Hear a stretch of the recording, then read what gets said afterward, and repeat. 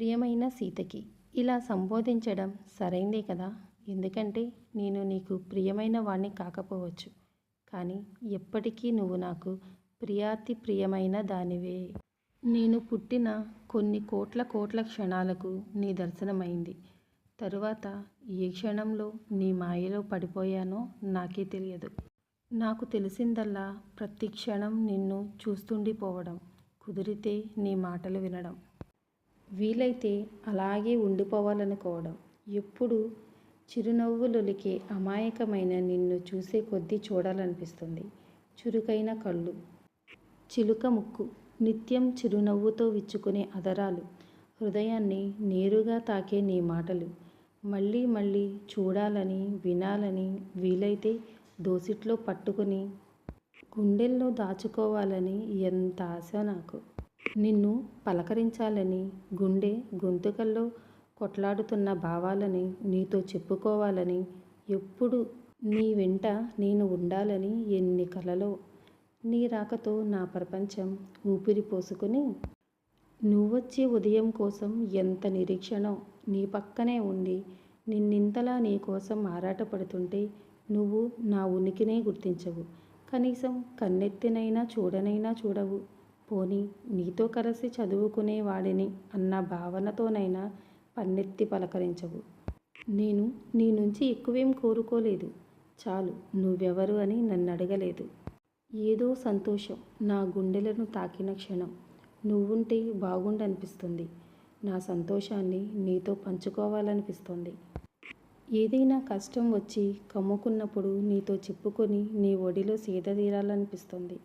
ఒంటరితనపు వేదన ఎగసిపడినప్పుడు పక్కన నువ్వుంటే చిటికెన వేళ్ళతో ప్రపంచాన్ని జయిస్తానన్న ధైర్యం వస్తుంది.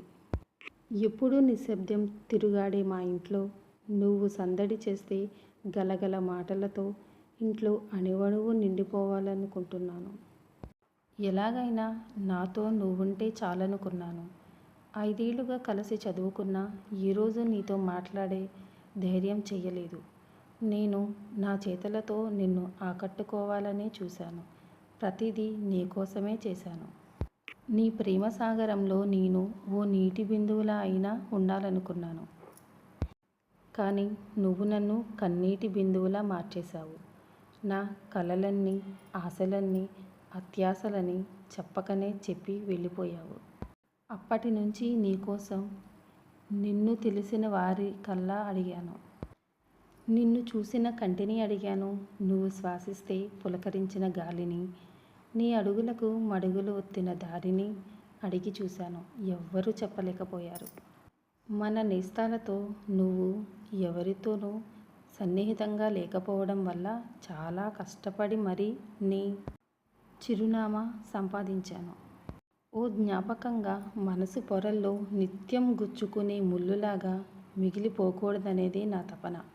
ఎలాగైనా నువ్వు వస్తావన్న నమ్మకంతో, నువ్వు వదిలేసిపోయిన చీకట్లో, మిగిల్చిపోయిన శూన్యంలో నిన్ను వెతుక్కుంటూ బ్రతికేస్తున్నాను. ఎన్నో, మరెన్నో అద్భుతాలు సాధ్యమయ్యే ఈ బ్రతికేస్తున్నా. ఏమో, ఎన్నో అద్భుతాలు సాధ్యమయ్యే ఈ లోకంలో నువ్వు నేను కలవడం కూడా సాధ్యమేనన్న వెర్రి ఆశలతోనే ఈ ఉత్తరం రాస్తున్నాను. ఇదంతా నీకు ఇష్టం లేకపోయినా ఏదో ఒక జవాబు రాసి పంపే. నువ్వు స్పందించావన్న సంతోషంతోనైనా ఎన్ని యుగాలైనా గడిపేస్తాను. ఉంటా మరి.